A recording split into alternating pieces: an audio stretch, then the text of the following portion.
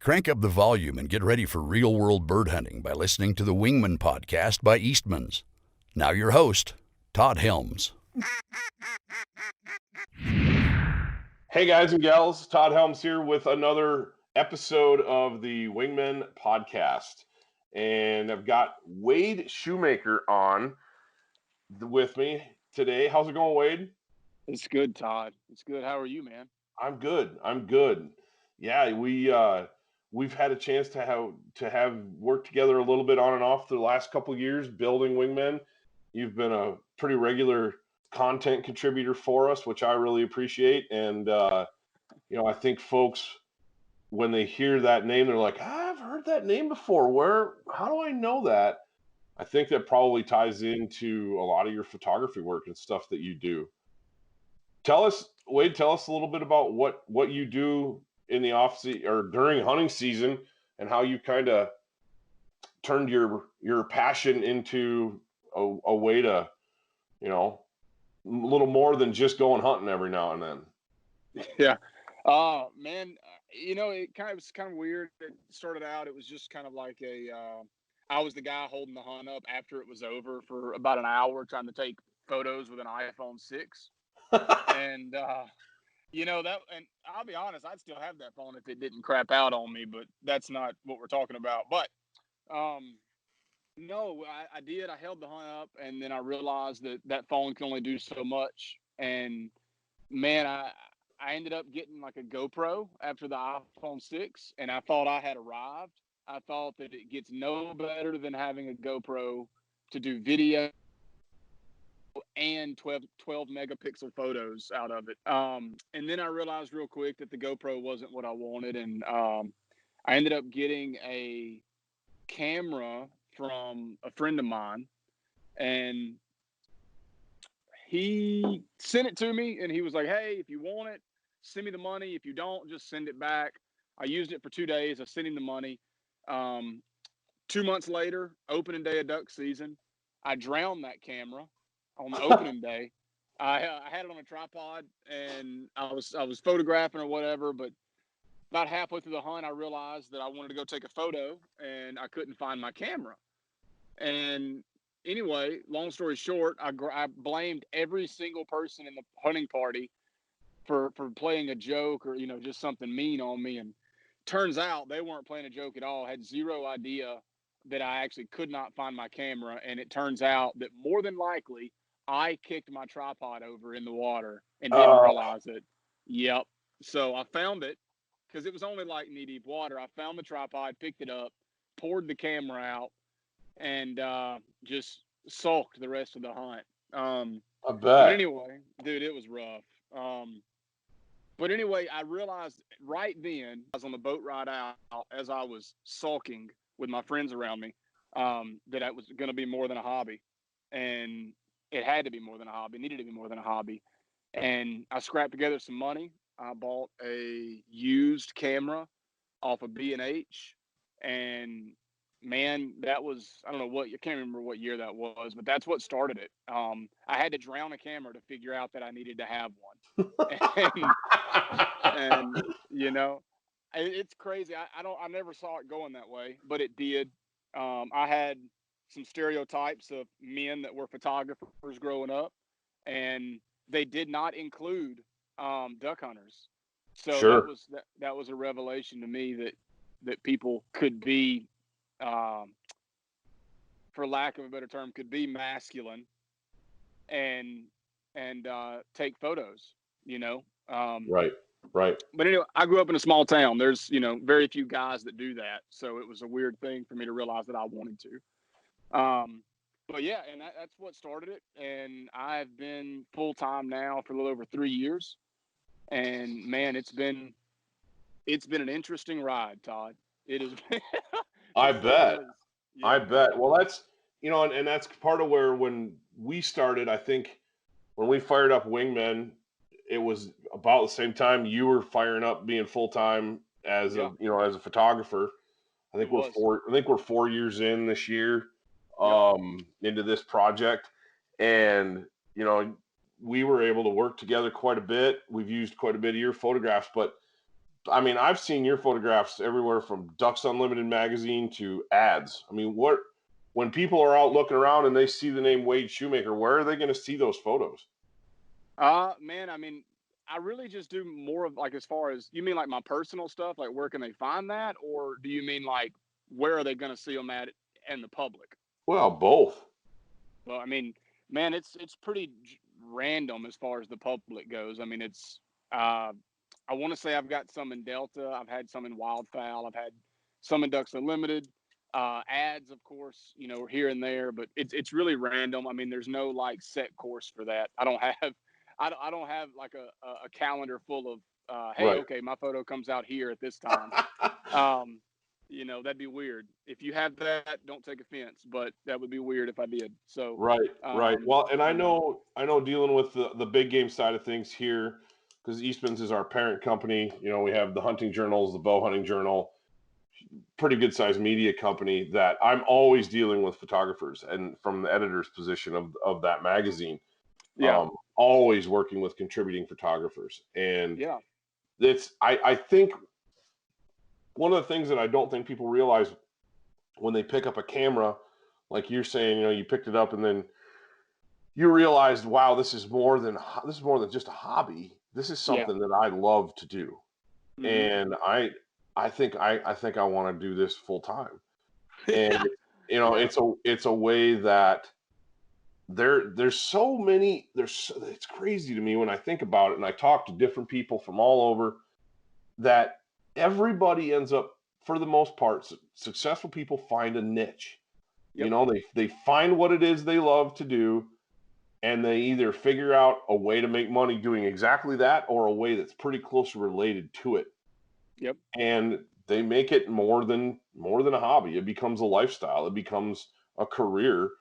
And I don't know, man. I look at what I do here with Wingmen, and what I get to do through the Eastman side of things, and it's like I never saw that coming. no, Never in a million years did I see that coming. And no, all of a sudden, guess what? This English degree and teaching and all this stuff, and the next thing I yeah, know, it's like, well, holy smokes. yeah. And Because I you were still teaching when you started when Wingman started, weren't you? correct. Yeah, I that's right. was, and That's then right.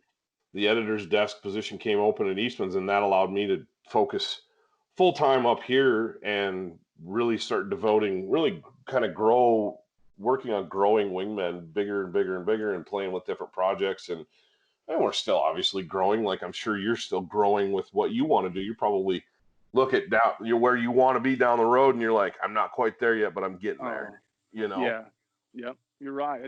And the good thing, I think, it's a good thing. It's a scary thing. It could be, I guess dangerous depending on how you look at it. But I think the way people become more successful in this specific business, and you can spread that across any really, but is like to always, when you look down the road to see where you want to be, that you always see somewhere else that you want to be and not where you're at. Um, Right. I'm not saying that where you're at's not, and I say where you meaning me and everybody else, Right. where we're at isn't like a good place to be, but it's never a good thing to be okay, because once you get that complacency, you sometimes go backwards, and Yeah. that's when it doesn't work out anymore, and you've got to figure something. But yeah, I didn't mean to just throw that out there, but it hit me, and I had to say it. So No, I'm um, glad you did, because that's kind of what I was driving at too. Is it's like, if you have a dream, if you have a mhm, passion, and there's a feasibility of turning it into something you can make a living at, yep, that's not a bad way to go. no, I hear people all the time, well, follow your heart, follow your passion. It's like, yeah, but yeah, if your heart's leading you into underwater basket weaving and there's not a market for that, yeah, yeah. you're going to struggle. You're going to You've gotta struggle. But if you've got there's a market for high quality waterfowl photography. yeah, There's a market for it. You can make a living at it if you work hard, if you push and become successful. And I don't know, Wade, you make it sound easy, man. Like, oh, I'm just this Louisiana boy, that picked up a camera one day. but you're very talented. You're very good at what you do, and that doesn't come overnight. That comes with hard work and dedication and paying attention. And that's why we see you in Ducks Unlimited. That's why we see you in Wildfowl. That's why you wrote a blog for us back in, my goodness, 2016, 2017, called Am I a Waterfowler? And that's still one of our most popular blogs to date. That's wild. Yeah, That's wild. It's a great blog, but it's one of those things that, if you push, if you dedicate, you push, you find something you love, it's amazing how successful you can be in the long run. And I don't know, I just recorded a podcast with Brandon Trentham last week. Yeah. And kind of same deal, man. He's kind of doing a lot similar things as you, as far as a little bit of photography. Brandon writes quite a bit. Yeah, he's a good dude and he's involved with that More Than a Calling devotional series, which is really cool. But it struck me as you guys are both guys that have a passion, saw room for it, and chased it down, and are hunting it down every single day and bringing it home. And I really respect that. I really do. And I love talking with you guys. I love the fact that when I called you up, you're like, yeah, I'd love to do a podcast. I appreciate that. Any day. Absolutely, man. Thank you for letting me. Oh, yeah. So we were talking a little bit before the whole thing started about, where we wanted to go with this, and want to talk hunting. Sure. Obviously, I think that's what our audience wants to hear. Yeah. I know that you've got some phenomenal duck hunting down there where you're at. What's it looking like so far? You guys got good conditions for the birds headed your way this year? I mean, what do you got? What are you thinking? Man, I think it's kind of up in the air, which I think most everybody in the country is not sure how it's going to go because of the border issue. But we had high water. The last 2 years, we've had plenty of water during season. Right. And last year, water got perfect towards the end of the year, and then it just kept going up. So we're just now getting our river, like where my immediate area is just now getting back to, I'll call it pool stage. It's not pool stage, but just, your regular river levels. So I'm not sure how that's going to affect. We went all summer with all our wood still underwater, which is a long time. But that being said, everything looks good. We've had good rain. We haven't really been through a drought like we do during the summer usually. Like we usually have a 2 or 3 week of no rain and dry. And everything looks good on the water. A lot of vegetation, a lot of food, everywhere you look. So as long as the birds make it here, we'll be okay. Which has been our struggle the last little bit, man. They just, they haven't really had a big reason to get down here. The weather's not pushing them down like it used to. They've got plenty of food above us, and that's fine. We really need a good blizzard to blow them out of Missouri and Arkansas to get them down here. Sure. But yeah, I mean, as far as habitat, man, we're set. We're good to go. As long as the water cooperates when it's time, and as long as the birds get down here when it's time, man, we're set up for success. We just got to hope they make it. Right.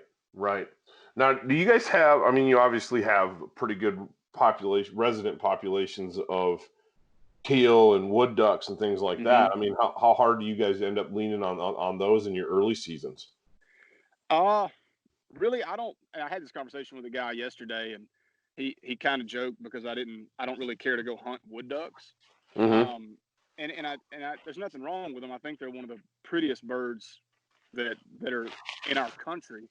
But I grew up with them, and man, they're all around me. They're easy. They're a common duck for me, I guess. So I don't really go after them. But I'm not prejudiced. If they fly in while I'm hunting, I'm going to shoot them.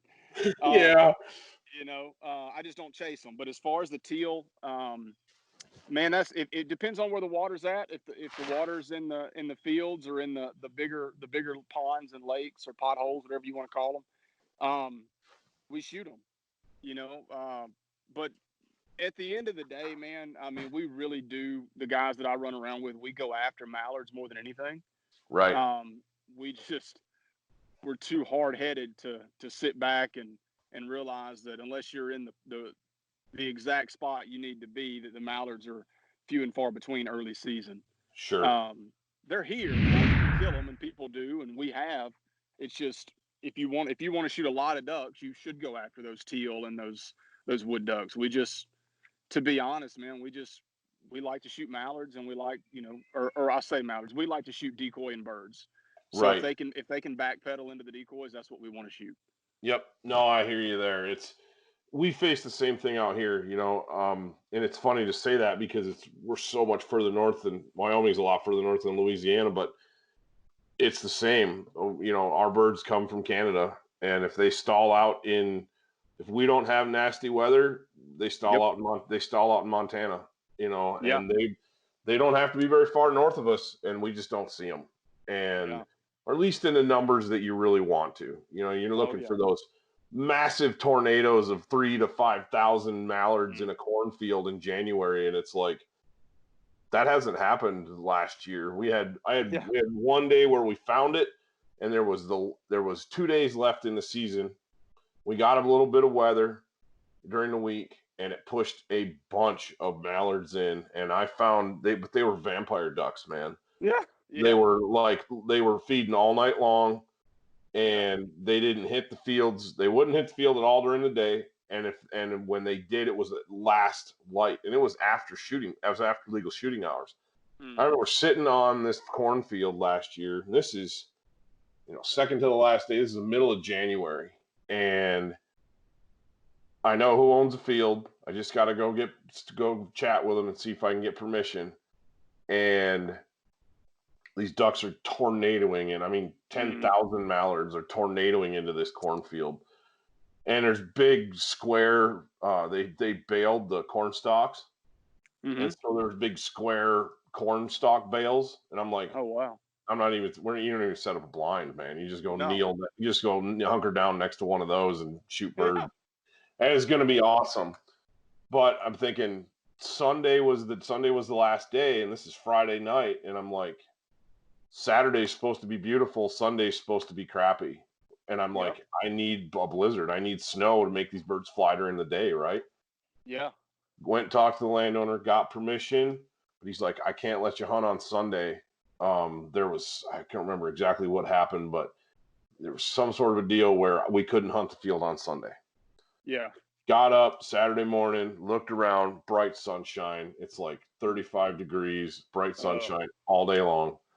Yeah. Went back, and I'm like, that was the last day of season. We went and did something else, and we killed some birds, but it was like, oh, you got to be kidding me, Yeah. But it's the same way, early, and we're so big game oriented out here in the West that our early part of our duck season, not a lot of guys hunt it, and we do have, if you in the right places where you get in these marshes or some of these places where there's actual habitat for ducks, and it's teal and it's shovelers and it's gaddies and a handful of widgeon and a mallard here and there. We filmed an episode a couple years back called Opening Day, and we got into a flooded cornfield, which never happens out here. I mean, that's like once in a blue moon. There was an irrigation issue that happened to flood a low spot in this guy's corn, and he was like, yeah, you guys can. Yeah, not at all. And we crushed them, but it was like teal, and it's ducks that we don't get the rest of the season. Totally different birds. So I completely get it, because we're pretty mallard oriented out here late in the season. You might shoot a pintail here and there, and there's some widgeon floating around, and those little green wing teal are pretty tough. They tend to. We get a few of those that stay all winter long too, and then of course the diving ducks guys come out here and hunt the golden eyes and stuff like that, because they don't get them back home. But I get it. I get it, man. It's interesting, because you kind of take what you can get, like you said.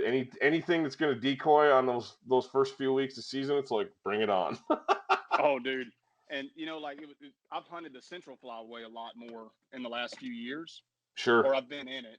That's where the bulk of my season the last 2 years has been in Texas. That's I've what been I in Texas thought. more than I've been in Louisiana. Yeah, and man, that's a different world. Like duck. You think ducks are ducks, birds are birds, whatever. But man, it's a different world over there. Just the scenes are different, and the way you hunt them isn't necessarily different, but it's where you hunt them. Like there's little ponds in the middle of these fields, and you're just like, they call them tanks in Texas, and Uh-huh. in Oklahoma, all these other places have them, but it's places that you wouldn't like here at home. You wouldn't be like, no, I'm not. There's no way we're hunting that. Well, first of all, because the birds. I mean, you wouldn't see birds on it. Not here. And we go over here, and you can shoot across the whole thing, and it's the only water within however many miles is the next one. Right. And man, I mean, you throw out some decoys, and they come in, and you're shooting them at 8 or 10 yards, Right. and the pond is only like 60 yards across. Shooting them with 20 gauges and 28 gauges and stuff. Yeah, I mean, most people have 12s, but Right. a lot of the clients come in with 12s, and some of them come in with 20s, but a lot of the guides, they don't want to hunt with anything but a 20 gauge. You can't blame them. I mean, No, if you're shooting ducks inside of 20 yards, why not? Yep. But anyway, they bring them in. I mean, they just come in like crazy, and then the other side is even geese or you got every single bird just about you want to shoot is in that flyway, and it's just weird, man. It's super weird being there. And then last year was a tough year for the Central Flyway. If you were south of if you were central Oklahoma and down, it was a little bit rough. Everybody still had decent years, but a lot of geese, and I'm bringing this up because of what you said about Montana. A lot of the geese got hung up in southern Kansas, northern Oklahoma. Sure. That's where the snow line was, and that's where they stayed. Stayed there. Yeah. They only go as far. They only go as far as they have to. And if they got food and open water, yep, that's it. And it takes for us, it takes Montana to get buried in snow, because you'll have 10,000 geese on a football-sized piece of water. I mean, in those rivers, there's always just some place where they're open.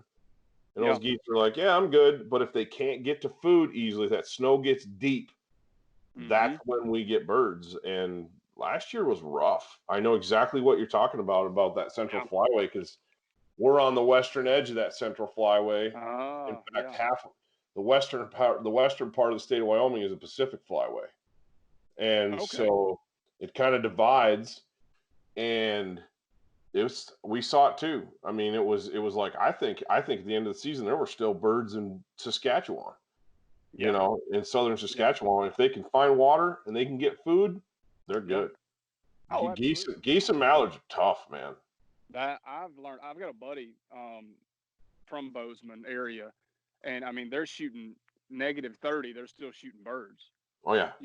And I'm like, he's like, well, it sucks, because it's cold, but aside from that, we're still beating up birds if we can find them. And right. I mean, there's plenty around to shoot, and I can't. It's hard for me to fathom that birds will sit in that kind of cold, and I'm down here praying for like a 22-degree morning. Like, God, please get cold. 22 degrees is a heat wave for us during duck season. Hey, I'm gonna tell you, if it would sit about 22 degrees every now and then, I'd be happy. But I don't think we've seen anything under. It might have gotten 25 or so down here the last couple of years one time. Wow. And but it's crazy because before that, I'll say probably three or 4 years ago, the first year I got my boat, I remember I drug that sucker everywhere. I mean, I was giddy about it, and we went everywhere. Anyway, we hunted this public land in Arkansas, and it was 8 degrees that morning, and when I say Arkansas, I mean like just over the like we weren't far north into Arkansas. We were in Arkansas. That's that damp cold. That's cold. Buddy, I'm gonna tell you, it was 8 degrees, and the wind was blowing. It was like a -1 wind chill. Okay, and your boy is not built for that. Okay, like I'm not used to it, and I got another buddy of mine that is built for that, but ain't used to it. Wade, you don't have a lot of emergency calories around your middle, man. I ain't got none, okay? And I'm okay with that most of the year until it gets real, you know. And I'm like, God, I should have ate that honey bun. But There you man, you know, so we're sitting there, and I'm driving my boat, and we had to break the ice to get in. It was probably an inch thick, and I'm not used to that either. We've done it, but not this serious, you know. I'm like, man, this might get interesting. So we launched the boat. It's me and two of my buddies. Uh, One guy I've known since kindergarten, another guy I've known since I was probably 22 or 24, something like that.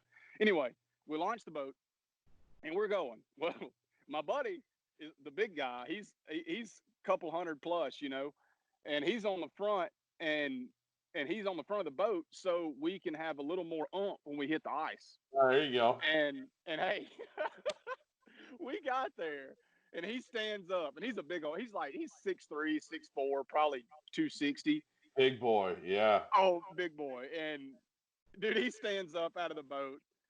And when he stands up, you just look at and there's ice from his eyebrows all the way down his jacket. Like everything hit him and refroze to him. Yes, And he's sir. just standing there blinking. It was hilarious. But what I, oh man. But it was funny. And you know, like we had to break ice to hunt and we had to keep breaking the ice up. And it wasn't sheet Right. ice that kept freezing. It started getting thick. Yep. And I haven't had to do that much down here ever. Anyway, so we went from that to, you know, there was hardly any water anywhere. So that was one reason everything froze up. But we went from something like that to now we're like, you know, struggling to get, you know, in the low 20s. Sure. It's just weird, man.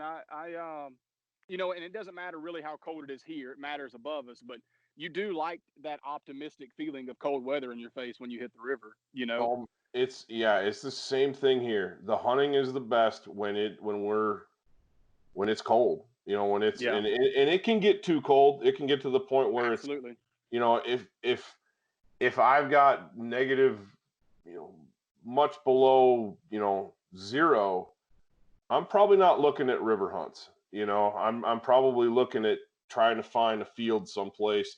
Nice thing is when it's that cold, those birds got to feed. Yeah. And they'll feed all day long if it's that cold in whether it's geese or mallards, and that's pretty much what we're looking at by the time it gets that cold. Like I said, there's a Right. few birds mixed in, a few different ducks mixed in. For the most part, that's what you're looking at. But those Yeah. rivers are any body of water here that stays open. Obviously, it's a river, and Yep. so that's what we're hunting. And you get 20 below or colder in a river, and you're flirting with disaster. You know, you go Yeah. down going out to get a bird or adjust decoys. Your dog, that's dangerous for Yeah. your dog. You know, trying to keep a dog dry and warm in those temps. Mhm. You know, Yeah, that's we're tough. not hunting out of established blinds. We're hunting out of stuff we've scrambled together or we're hunkered down in the brush. So, you know, it's kind of guerrilla duck hunting, if you Sure. will, you know, in extreme temps. That Yeah. was we did a little hunt with Jim Solbier from Sitka Yeah. last year, and it was the temps were brutal. Mm. They were brutal, and at least the first day, and we were Yeah. laughing about, you know, especially like he was saying, he's like that's the time he loves to hunt the most because that's obviously when he gets to put the most stress on the equipment that he's designing. Yeah. You know, and see, does this stuff really work, or what do I need to do here to tweak this or fix that? And yeah, I No, know it's what you good. mean, but that cold when it's 8 degrees where you guys are, that's a whole different type of cold because we get out Oh here and yeah. it's, you know, it's 0 most mornings when we set up in January and February. You're looking at 0 or single digits, and I'm Yeah. literally like wearing a hoodie, and Well, I see, mean, that's it because so part of it is I'm carrying more calories around my middle than Wade Shoemaker does. oh no, man. But the other part of it is it's dry. It's dry out Yeah. here. Yeah. Yeah. And Man, 20 below out here will feel like 10 degrees where you live, you well, I'll know? tell you, it's wild. I went to we stayed in Oregon. We hunted in California. This was a couple years back. I went with Matt Seidel from Uh-huh. Onyx, Yep. and we hunted Matt Bremmers, who basically toted us around. And anyway, we were out there, and we had hunted. We hunted public land for 2 or 3 days, and then we went and hunted some geese in a place that I will not disclose. But there you go. Attaboy. I have to. But anyway, so we went through this mountain pass, I guess is what you call them. I don't know. We don't have those down here. And we went through this thing, and we were in I think we were in Matt's truck. We could have been in a rental. I don't remember, but we're rolling. And I see, like, the temperature starts going down like that, tick, Sure. tick, tick, tick, tick.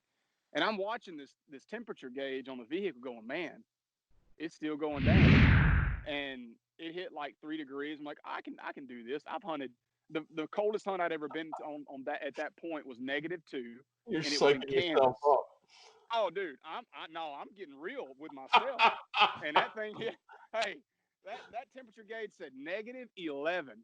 And Nice. I looked at Matt. I looked at both Matt, Seidel and Bremer. I said, hey, if it stays like this, y'all can have it. I'll be in the car. and I'm sitting there, and I mean, like, we go out, we gather the mountain path, and it starts going back up, so it's like almost 10 degrees. And I'm like, okay, I can handle this. Like, Sure. when you hit double-digit negatives, we gotta talk. And we get out there, and man, it's 10 degrees, and I've got all these clothes on, and I start, like, helping with whatever they allow me to help with, because Right. obviously I don't do this a lot. And anyway, and then I'm running around taking pictures, and right before sun comes up, I'm sweating. Yes. And I'm like, Jesus, man, this ain't 10 degrees. Like, if you Right. want 10 degrees, come to Louisiana. Exactly. But Exactly. it was a different world, and that first hunt in Kansas, I was with a guy named Chase Buckman. He owns a thing called Cuvera Valley Outfitters. Okay. And back then it was called Cut 'em Close. That he rebranded, Sure. thankfully.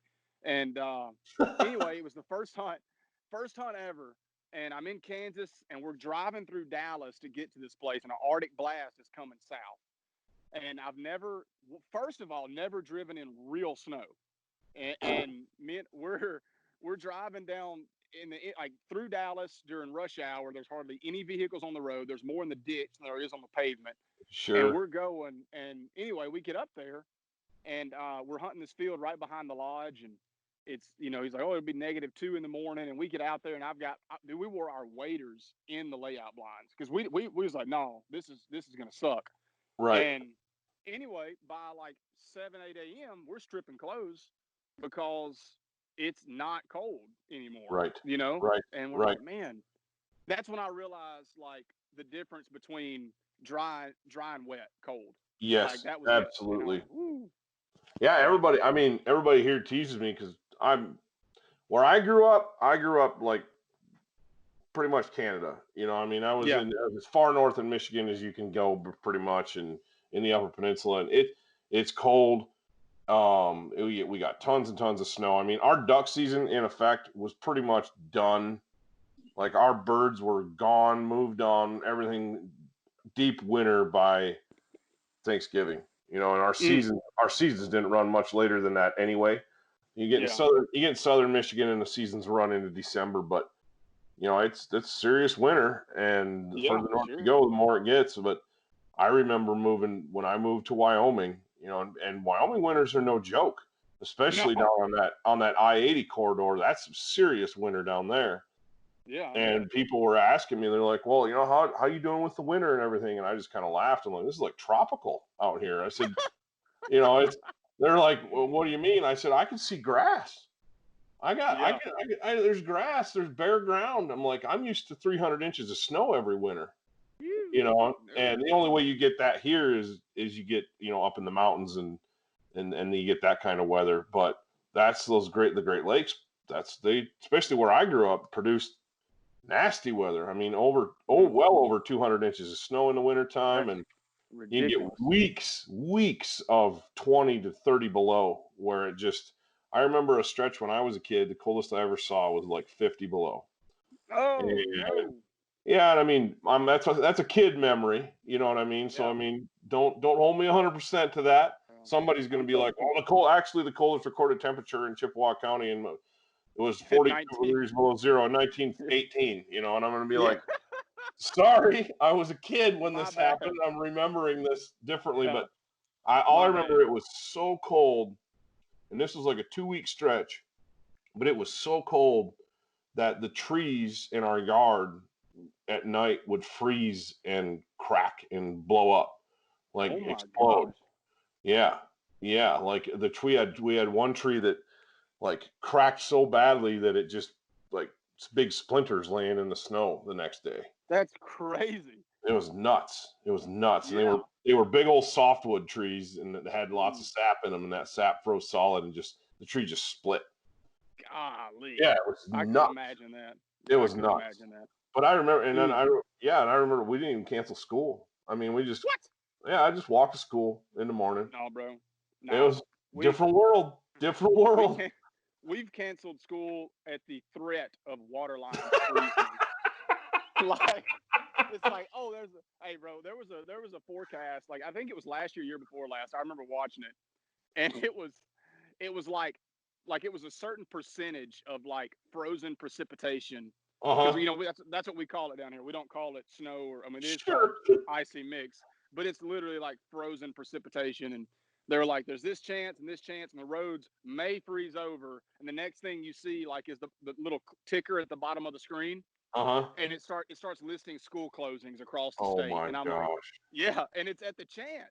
And then we wake up the next day and it's gorgeous. There's no Right. rain. Always, that's It's always the way you it know works.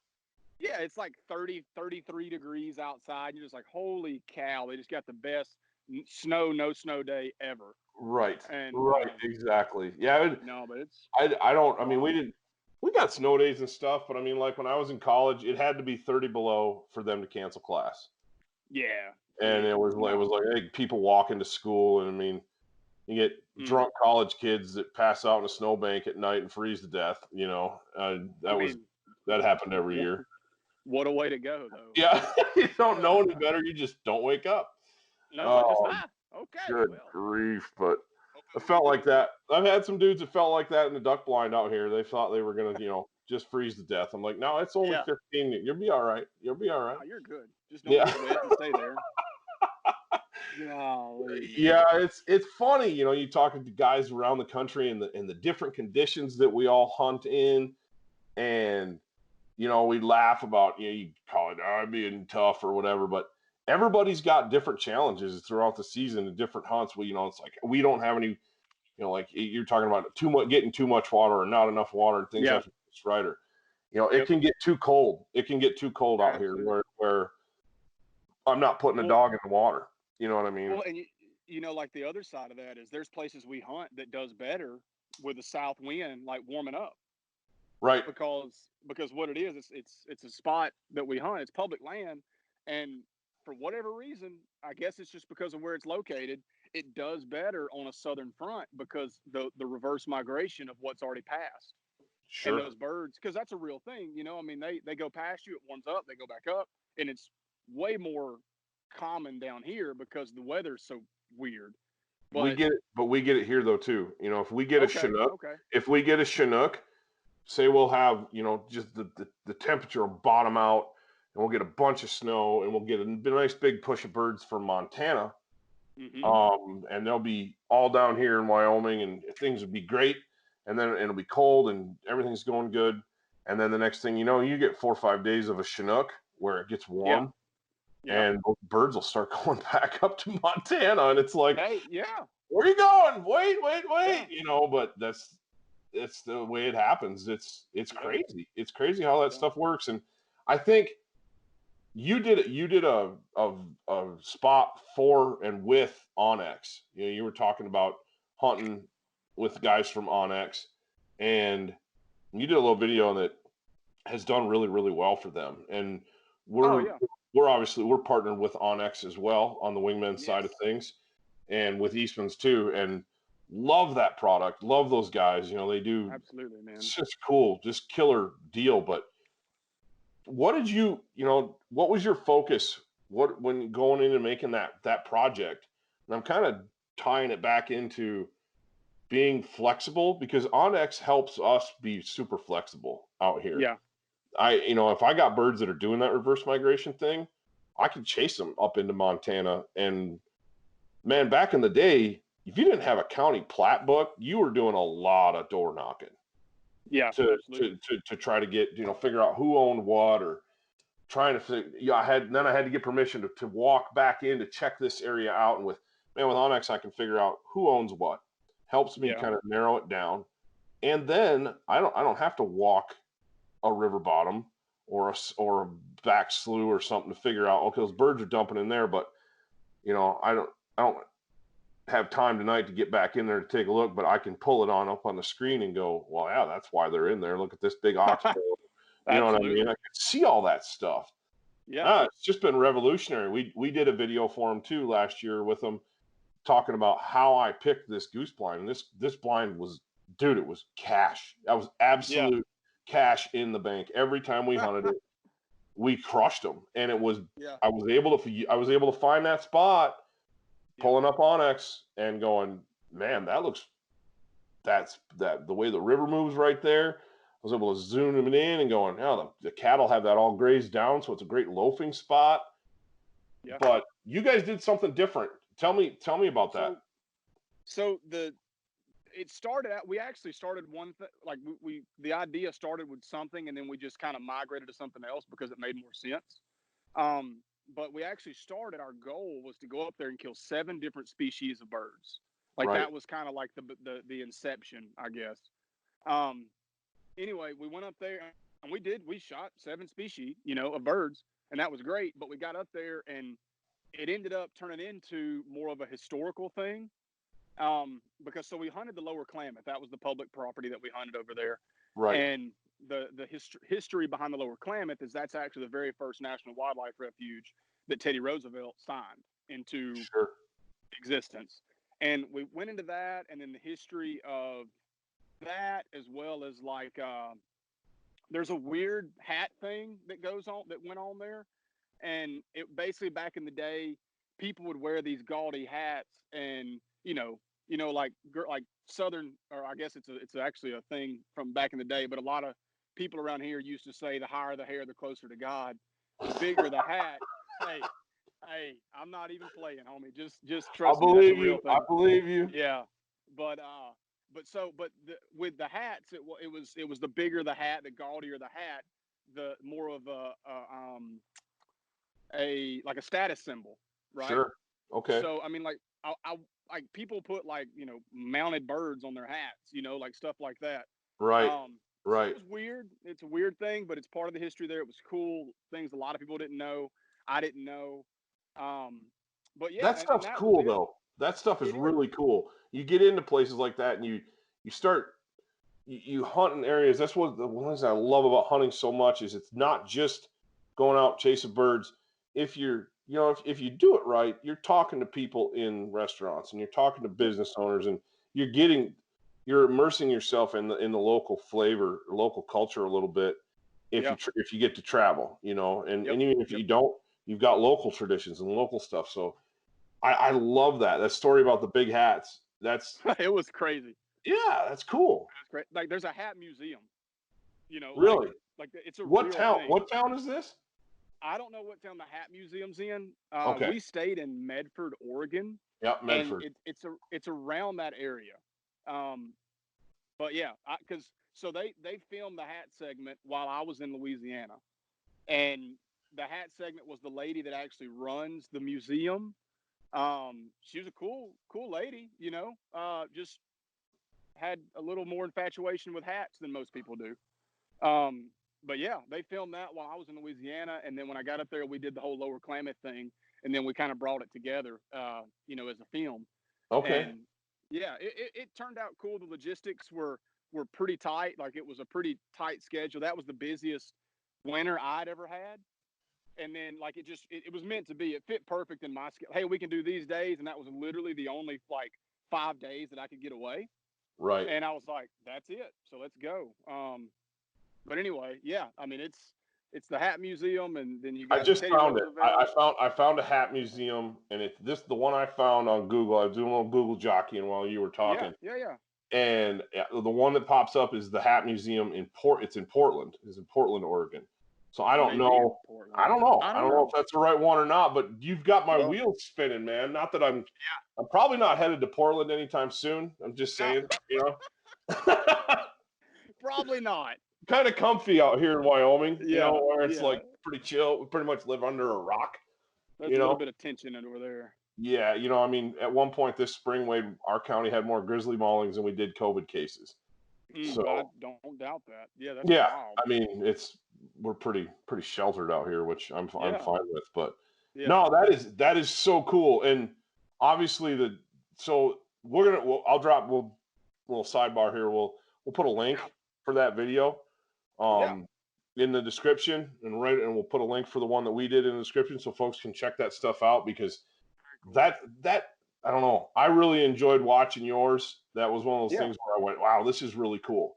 I thought it was a great story, and definitely gave me ideas for what we can continue to do with Wingmen. And obviously someday it'd be fun to get you out here in Wyoming when it's like 25 degrees below zero, and hey, that decoy's drifting away in the slush. Run out there and get that for me, Shoemaker.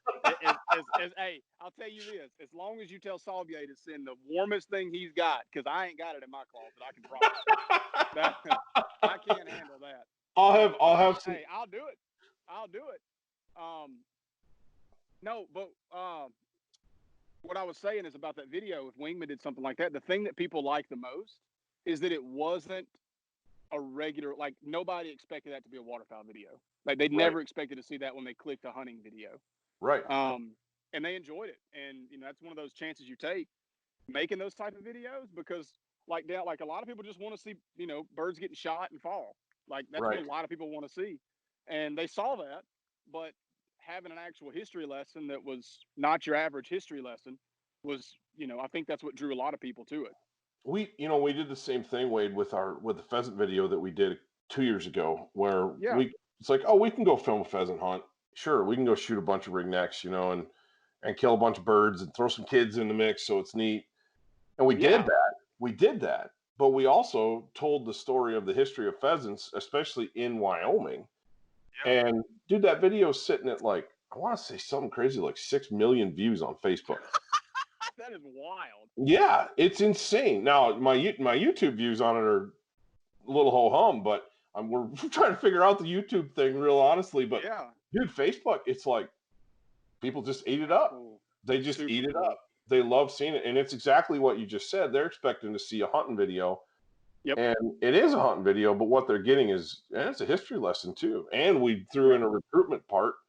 And it's like stuff like that's cool. It is. I don't know. I love putting together videos like that. That's one of the things that is really fun for us. That for me with the Wingmen project is, it's just you start out. We call it "Don't edit in the field." Yeah. And the guys, Ike and Guy both. I mean, Mike Eastman and Gordon, and I mean, we could go into a history lesson just on those guys, but that's the thing. These guys have been in the business for so long, making videos and TV and whatever. But that's the saying around this office: don't edit in the field. Don't edit in the field. Go out, capture your. You've got a story, in mind going in, but allow that thing to morph. Allow that thing to take its own shape, where we get it back in the in the editing suite, and start putting it together, and there may be a completely different story than what we intended.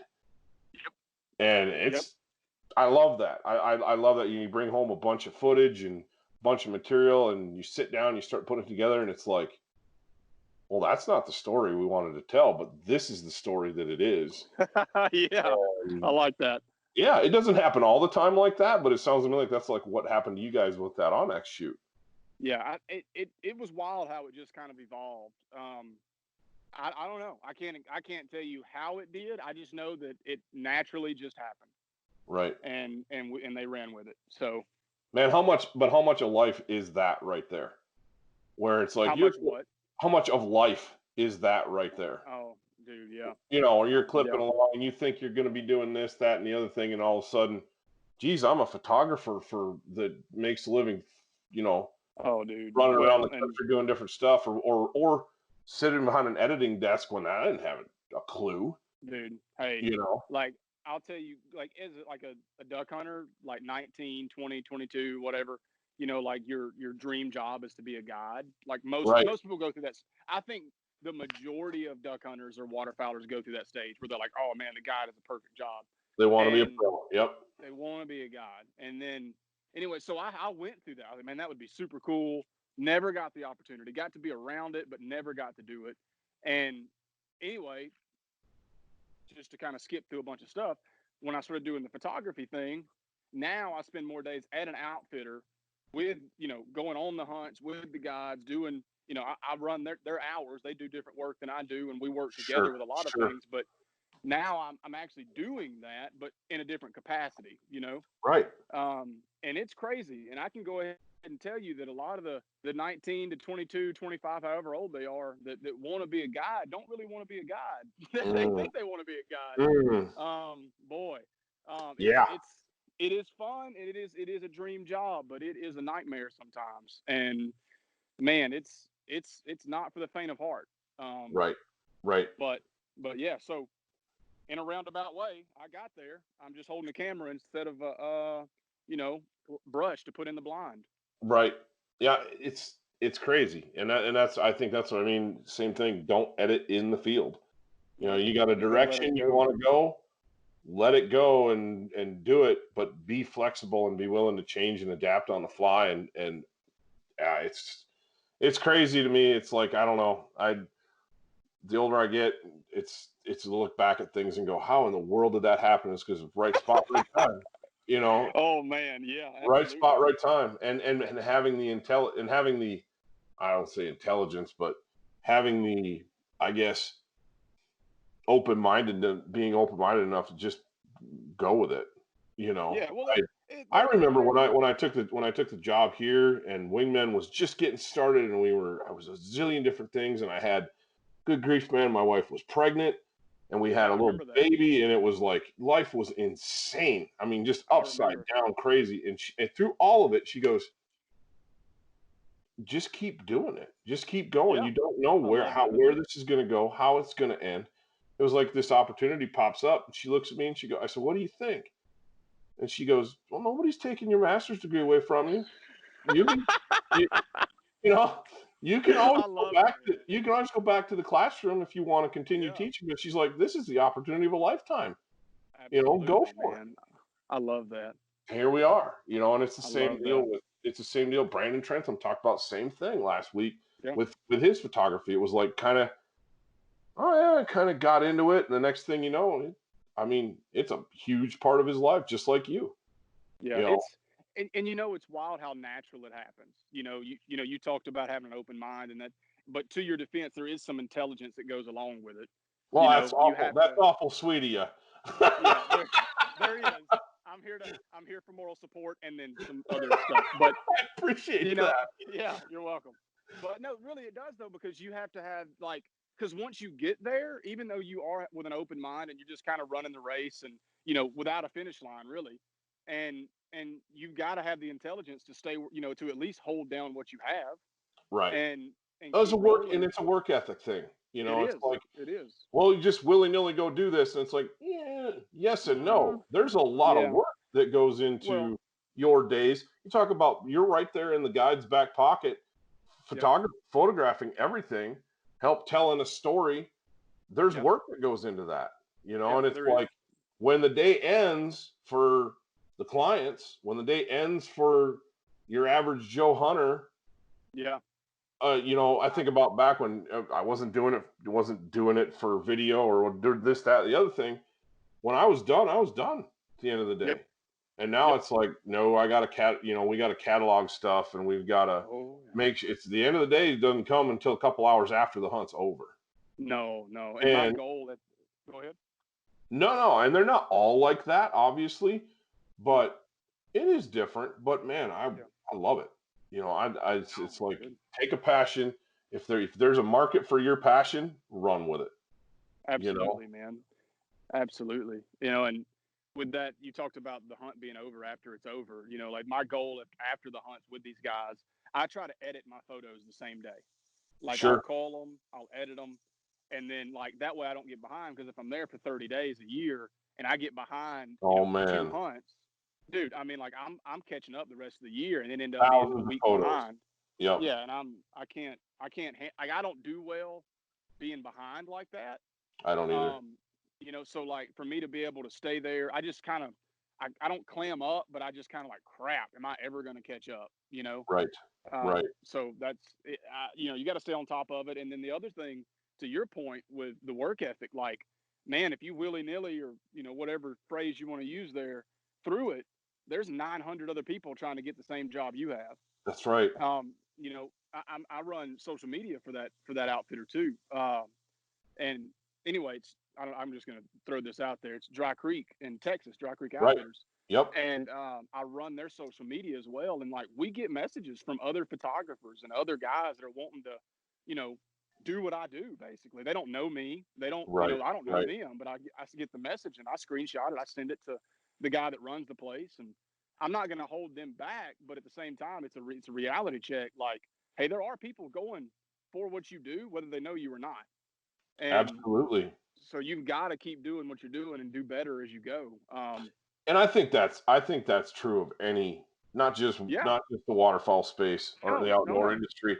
I think that's true of anything. Yep. When you take your foot off the gas and you start coasting in your job, guess what? Yep.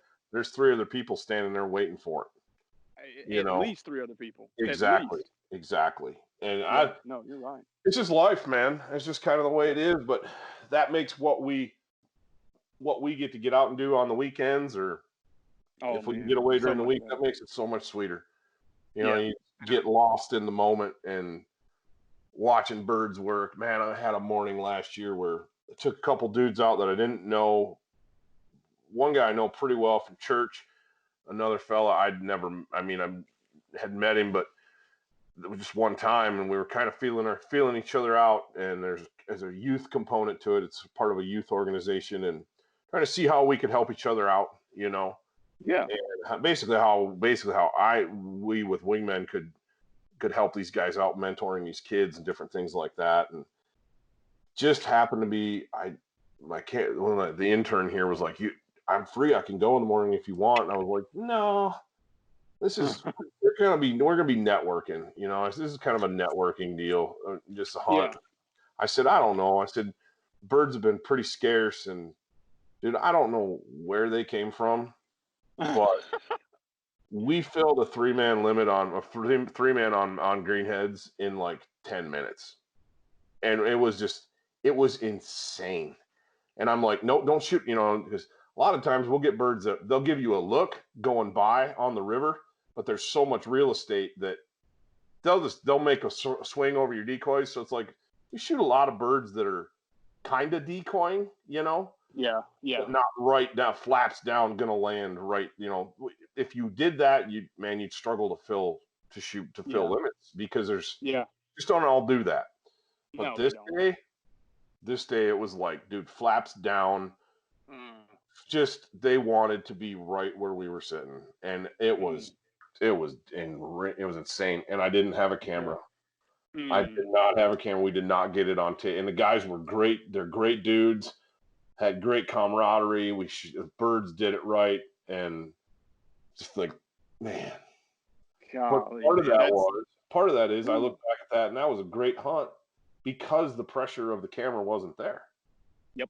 We could just sit, just regular dudes out there enjoying time together in a blind hunting, and that's what it's all about. At the end of the day, that's what it's all about. Yeah, and when you bring a camera out there and then you don't know some of the guys, they're a little more tense because they're scared they're going to do something they shouldn't, or absolutely you're going to get a bad photo or a bad angle on them or something. Right. No, yeah, I try to tell guys all the time, like, just have fun. Just have fun. You just like we're just hunting. Just have fun. Because at the end of the day, I love this, but if this all went away tomorrow, I'd still be hunting ducks and geese this fall. I'm still going to be out there getting it done. You would probably hunt more than you do now, because you would, it's pretty funny. I don't hunt near as much. I'm in the field more than I've ever been, but I don't hold a gun near as much as I used to. Sure. And that's different too, because I'll be honest, I'm a photographer, but I still like to grab my gun before I grab my camera. And right. I don't, maybe I'll graduate to camera first one day, but until then, I'm going to keep grabbing my gun. The different camera guys here, they're all killers. They're all hunters, Yeah. and Yeah. they get it. And we got Dan Picard, who's, I mean, the dude's a go-getter for big game. He is unreal. I mean, the Beyond the Grid series that we've got. We're gonna drop some videos here in the next couple weeks from last year that are gonna blow your mind. He had an elk hunt here last year, dude. That was, oh my gosh. I mean, it was unbelievable. And he kills it all fall long. He's out chasing stuff down with a bow and arrow, and then he's an awesome camera guy. He got his start in the outdoor industry filming waterfowl hunts. That was what he got. That's kind of what he got started doing. Yeah. And so, we're lucky because we got some great talent behind the camera to help film. But he's the same way, man. He's always like, all right, everybody got a limit, my turn. And it's like you hand that camera over to somebody else, and it's like, get me in the pit. I want to shoot some birds, I love that. Yeah. He's always the last one. When the camera gets shut off, he's always the one doing, then he's getting his limit, I love It doesn't always work out that way. No. But yeah. But when it's good, it's good. Oh, yeah, absolutely. There's been multiple hunts where it was like, here, take this camera. It's my turn. Yeah. And he's mops up the last 5 birds because we have, those are his. So yeah, I love that, man. Yeah, it's good stuff. It's good stuff, no doubt. But what do you got coming up this year? What's on the docket for Wade Shoemaker? Oh, I'll be in Texas most of the year again. Okay. That takes up a lot of my season. And you're with Dry Creek. You're at Dry Creek when you're down there? Yeah, in Wichita Falls. Okay. Yeah, this will be my 3rd year with them. And I actually have a call with him later today, discussing some of the things. It's going to, basically just kind of a update. Here's where we're headed. Here's the direction we're going. It's getting to be that time of year, man. It's time. It's like time to start talking about stuff and getting stuff around. Yeah, the calendar becomes my, I look at my calendar as much as I do, my phone, which I guess my calendar's on my phone, but you get what I'm saying. I do. But anyway, I start seeing a lot more dots about this time of year. But that's what's going on, man. I mean, I'll be there most of the year, and then, I mean, man, really that fills up my whole deal. I'm over there in September for dove, and then I'm over there in December and January for duck. And thankfully, I love that waterfowl is 60 days, but I like coming home every now and then. Right. And getting a few hunts with friends. But yeah, man, as far as work goes, I'm going to be in Texas mostly. And then there'll be some other little odd jobs here and there. But for the most part, that's going to take up my entire workspace. Cool. Yeah. That'll be that's fun. I would imagine that balancing family, because you're family man, right? Yeah. Husband and father, 2 boys. Yeah, 2 boys. Yeah, and 2 boys, and then I've been married since 2011. Oh, so. good for you. Good for you. Man. That's awesome. Yeah, I'm in the same boat. I got 2 little girls and a little boy on the way, and today is my wife and I's 7th anniversary. Heck yeah, man! Congratulations. Yeah, thank you. And happy 7. I appreciate that. Yeah, thank man. you. Yeah, it's that balancing act, with kids.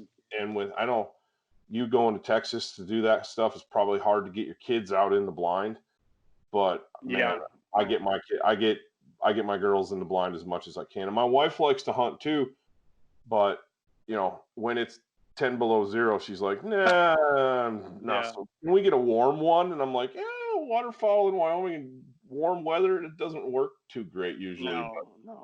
I put opening weekend, I schedule no work. Like no matter what, I never work opening weekend, and that's set aside. Like Thursday through Sunday is opening weekend for me. I'm scouting Thursday and Friday, right? And then Saturday's opening day, and I use that to hunt with the guys that I've hunted with since 2005. That's cool. We try to get together, and because we don't get to hunt a lot, like whether it's their job or my job, like we hardly ever hunt. And last year we started it to where I hunted with those guys, and I hadn't hunted with that group of guys together in probably 6 or 8 years. And we got together, we had a good time. And then the second day of the season is what we call our family hunt. And then I hunt with like my dad, my grandpa. Oh, my cool. grandpa. Yeah. And then my uncle hunts with us, my dad's best friend, my best friend. And then this year I'm taking he'll be 4, but I'm taking my oldest son with us this year. So it'll be his first real duck hunt. Cool. And he's excited about it.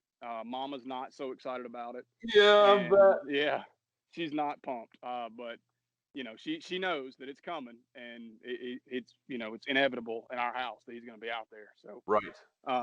But yeah, I mean that's for sure his hunt there, and then in between Texas, I'll try to fill in some other days with him. But that is tough, man. Work-life balance is a real thing. Oh man, yeah, absolutely. And I really admire that you set that time aside and just make that family's time happen. I live a long ways from family out here. Yeah. We don't have anybody. I think our closest family is we have some nieces and a couple sets of in-laws not very far away in here in Wyoming, but that's it. Everybody else is like back in the Midwest. And you man, don't get to see them very often, that's so wild. last year it was kind of like I sacrificed a few days in the field here to go back to Iowa to do, Christmas time and family stuff. Well, this year it's my turn to host Yeah. Christmas. And so Nice. family will be out here and we'll be hunting ducks and geese, That's good. God willing. That's good. And Oh yeah. it'll be great. It'll be great. Good, I look forward to that time. We had a day last year where a bunch of us took our girls out, and we all got little Yeah. girls, and we took them out it was a warm day, but the geese were still flying, and dude, it was the best hunt of the year. I love it. We had those that, man. kids out, and it was epic, and that's actually going to be an episode from last year. We've got that coming out. We leaked a little bit of footage from it. That was if you saw that video of my dog of Mackinac going up that cliff to get a goose, that was that hunt. That was that hunt. That'll and be so good then. it should be really cool. We laid down some neat stuff, and yeah, it's one that we talk about a lot. So I love that. I'm fortunate. My dad lives 90 seconds from my house. Oh man. Yeah, and then my mom is like 15 minutes the other way. My grandparents are 8 minutes another way. But we live in pretty rural little town, just like you guys do, except we're not as spread out. Sure. But anyway, everybody's right here. And it's a little bit different deal. I get to see them pretty regular. So hunting, it's not like, it's our once a year that we get to see each other kind of thing. We really just get in the blind and make fun of each other the entire morning. That's what it's all about, man. That's what it's all about. Eating those honey buns and drinking coffee and, Yeah. Oh, goodness. Maybe a peach fizz rain or something like that. I don't know. There's a lot of caffeine consumed that weekend because I have zero sleep from Thursday. I bet. I bet. I love it and would not trade it for. I wouldn't trade any of those days for a good night of sleep. Not a chance. No, me neither. Me neither. You get to the end of season, and I remember last year my wife was pregnant. And my wife gets really sick when she gets pregnant, and she was pretty newly pregnant because we got our God willing, my son will arrive in a few weeks here. Sometime the end of August, first part of September, and that's perfect. Man, I'm stoked. It's a little. I was cutting it close to archery elk season, man. I'm not gonna lie, but I think we're gonna be okay. Oh my gosh! Yeah. But she gets super sick when she gets pregnant. I mean, like super sick, like bedridden kind of stuff. And so a lot of stuff falls on daddy. I gotta step up, and it's not just the 9 to 5, go to work, come home, and that's my day. There's a lot of other stuff involved, which rightly so.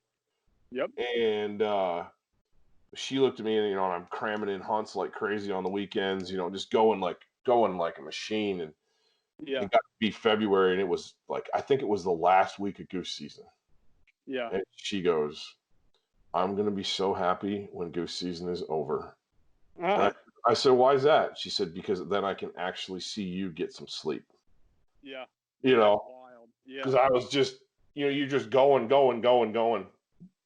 getting Yeah. stuff And done. And you're running on adrenaline. I mean, yeah, you really are, and yeah, caffeine, but adrenaline too.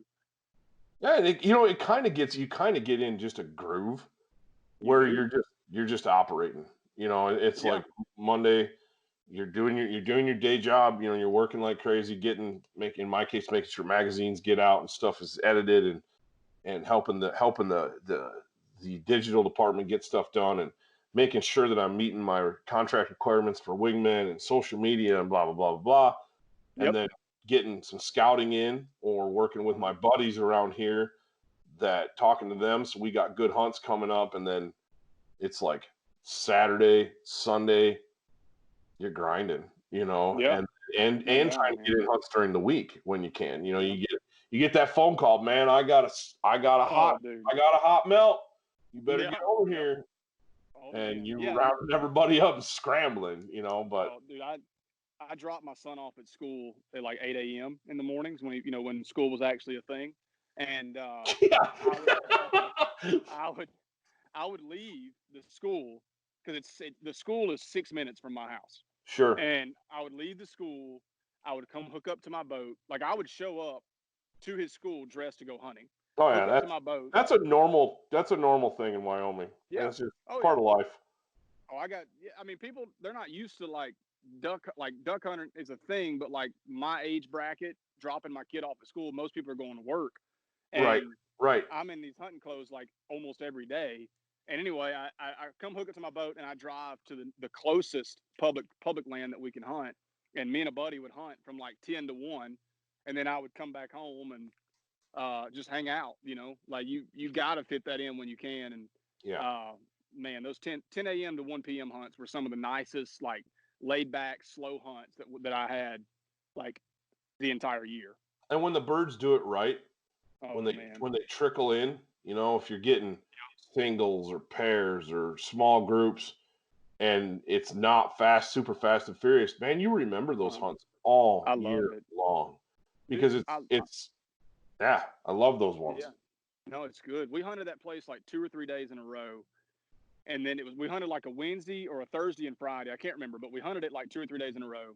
And then Saturday came, and it was supposed to be a cold front coming through, like a good one, like one that should push birds down, not just be Sure, cold here.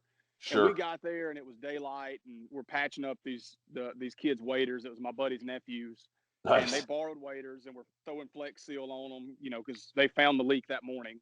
And Absolutely. about 9:30, we had shot like 6 or 7 birds, and it was like a mixed bag with like a mallard or two. And my buddy Jeff, I've known him since kindergarten. He was like, "Hey, look, we're gonna take these boys back to the boat ramp. There ain't no sense in them struggling to not be sick." So we got in Right. the boat.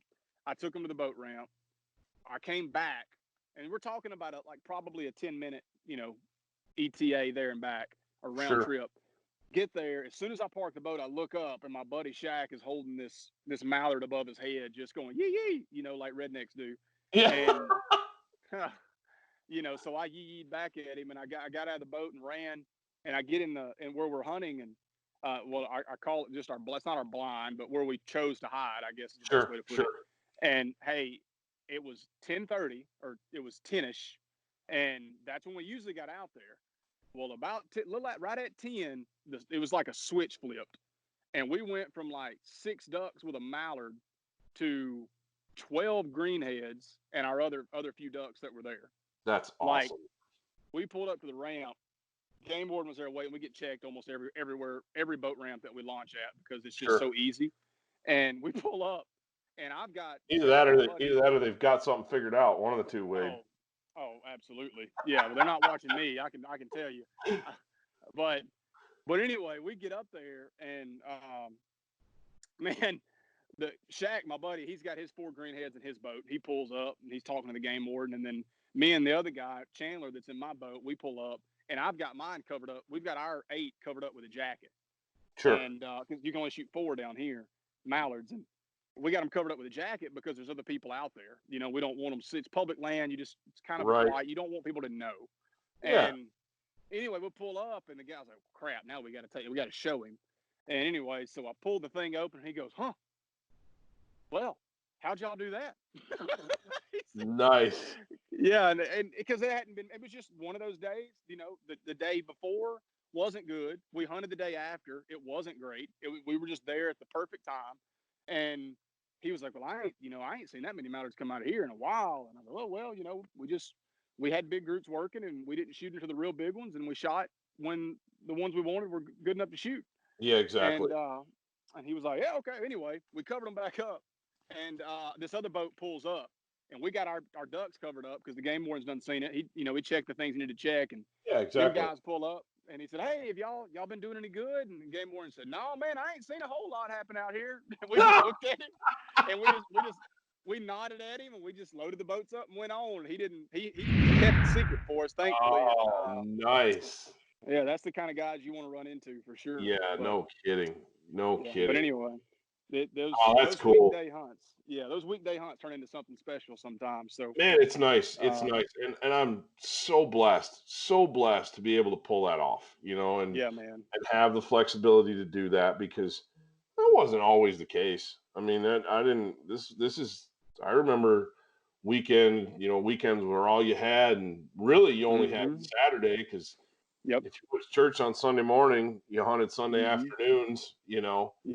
and No, you're or right. and when I was coaching basketball on top of that, I didn't get Mm. Saturdays. We played games on Saturdays, so Golly, you're looking at man. one day a week, one afternoon a week to hunt, and Mm. whether there's birds or not, you go out and get after it and see what you can do. Yeah, And that's right. That's man, I right. remember growing up as a kid too. Dad working like crazy and hunting on the weekends, and we had some good hunting in. It's a lot like Saskatchewan, the eastern end of the Upper Peninsula is real similar to that as far as the type of country and having birds early in September and October. Yeah. Uh, and man, I remember a lot of hunts where you sat on a beaver pond and you shot a wood duck drake because that was the only thing you saw, Yeah. and it was like, okay.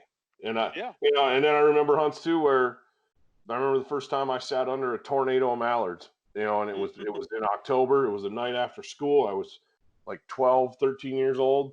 We were hunting Mm. this beaver flooding, and man, there had to be. I think back on it now, there had to be a couple thousand ducks in that Phew. beaver flooding, and you're talking a spot half the Mm. size of a football field, Yeah, that's crazy. and they're just tornadoing down. You're standing on the edge of it in hip boots, you know, Mm. and trying to pick out green heads, doing the best you can. You're 13 years old. Flock shooting the whole Yeah, thing. exactly, Yeah. exactly. But Yeah. I crazy. love that. I think back at that, and then having the ability to put my dad now, Mm. did that for me when I was a kid, having him be able to put him on, a couple hunts. We had a hunt 2 years ago. Oh, dude, it was in Montana, Yeah. and we did it. We shot two limits that day. We shot a limit of geese, and we Yeah. shot. Then the ducks. I don't know what happened, but the ducks just decided to show up out of the blue, and we Mm. sat there and shot a limit of greenheads Mm. and a You piece. can't I beat mean, they're that. talking like 8 dudes. I mean, Yeah, we you had can't beat that. it was unreal. I mean, we're sitting there Mm. with like 100 birds, damn near. Darn I, near. It was like, how does this? Holy crap. yeah. Yeah. And he just looked at And me. I remember we went home that evening, that afternoon. We're driving home, and he looks at me and goes, "That's the best waterfall hunt I've ever had in my life." I said, man, that "Well, made you, and you felt great. That's absolutely." I awesome. was on cloud nine, man. I bet, Absolutely. man. That's so It's cool. just so fortunate to get to do what we love, Absolutely. and well, other than Texas, what else? I mean, do you have any other plans? I mean, did COVID throw a wrench in anything for you? A couple things. I mean, like there was a couple clients that kind of that backed off, and it looks like in the fall we'll pick back up as far as like social media stuff Sure, and and there was like COVID didn't really mess up much of my photography stuff, mainly because the only thing it did mess up was me going to Texas for turkey and a little bit of fishing stuff, but sure. I mean, man, I don't ever really schedule. It's weird because I'm getting to a point now where it's starting to merge or mesh into my summer. Like I'm starting to slowly pick up things Sure. throughout that season. Right. But I'm so waterfowl heavy and so, I guess, foul heavy is the best way to put it. That after about March, April, like I'm pretty well just like coasting until September, August, Right. September. Right. But yeah, I mean it messed up a little bit. There was a lot of things that have come up, and they're like, hey, look, when COVID's over, like I haven't approached these people. Some of these people have approached me, and they're like, look, when COVID's over, we want to talk about this, this, and this. I was like, okay, Sure. cool. But which you got to take a lot of that with a grain of salt too. But Oh, absolutely. Absolutely. there's, but COVID's still here, so I don't Yeah. know if that'll ever come to fruition. Yeah, man. I don't know. We were talking about it this morning in our staff meeting, and it's like talking kind of getting the feel like what's new normal going to look like. Yeah, And man. even here, I mean, Yeah. and you go around grocery shopping or you go do stuff here in Wyoming, people aren't wearing masks. I mean, Yeah. a few people do, but there's an awful lot of people who are like, I'm over it, and I'm Yeah. not Well, going to do it, and that's their choice. If you want to wear a mask, great. If you don't, absolutely. okay. But it's definitely different. Moving forward, it's like, whoa. Yeah. This is different. This is different. But It is. yeah, it is what it is. And yeah, it's same for us. We didn't our turkey plans got turned on their head, man. We ended up that was bad. But yeah, same thing. Fall's looking normal. So I'm hoping it will be, and hoping things are good. But yeah. well, I got one more south of the question. border. Yeah. What you got? Yeah. No, I got one more question for you, dude, and then I'm gonna let you go because I know you got stuff to get taken care of today. But Okay. I'm asking this question to everybody that's on. Okay. If you could only hunt one bird for the rest of your life, what's it gonna be, and how are you gonna do it? Mallard in the flooded woods. Mallard in the flooded timber. Real timber, not buckbrush, not tree, not trees on the edge of a field with Not a beaver pond. Not a beaver pond. I'm talking standing by an oak tree that's 45, 50, 60 years old, 100 years old, and looking at a tree in front of you, or two trees that have fallen from either age, tornadoes, lightning, whatever, and you're shooting birds falling through a canopy hole, at 20 yards max, and you're shooting them eye level, almost like time has stopped because they're sitting still in the air trying to, got that oh crap moment that they knew they messed up when the guns come out from around the tree. And that would be it. That's an easy answer for me. Now, I've never sat under tornado mallards in a field, so I can't tell you that is the absolute best way to do it. But what I've done in my life so far, that is the best way to do it. Oh, that's cool. You paint quite a picture there, man. That's I've not hunted mallards in the timber the way you just described. You never had. You need to do that. I know. It's one of those things. It's on the list. Trust me. But it's obviously the beaver ponds and, like you said, flooded buckbrush or stuff like that. I've done that, and it's like, well, it's the same. The way you just described it, it's not the same. And that's why I did that, because people call it timber, and it's like I've seen people say like, "Oh, this is Kansas timber," or "This is so and so timber." No, man, that is bushes with water. That is bushes. Yeah, oh, and I'm not. I mean, it is fun. I've done that. Right. Right. It is not the same. There is no comparison when you're talking about that niche of hunting style.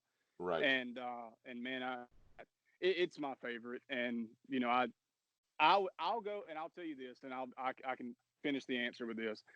I will go sit in the woods, leaned up against a tree, to shoot. Say there's three guys. I'll go shoot 6 mallards with those 3 guys leaning up against a tree before I'll go to a more open area in a field and shoot 18 birds.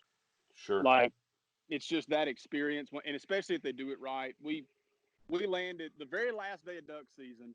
We hunted the woods, knew there was rain, like thunderstorms in the forecast, but it was the last day. The water was perfect for this hole we had marked like 5 years ago. And we go to this spot. Water is absolutely perfect, shin deep.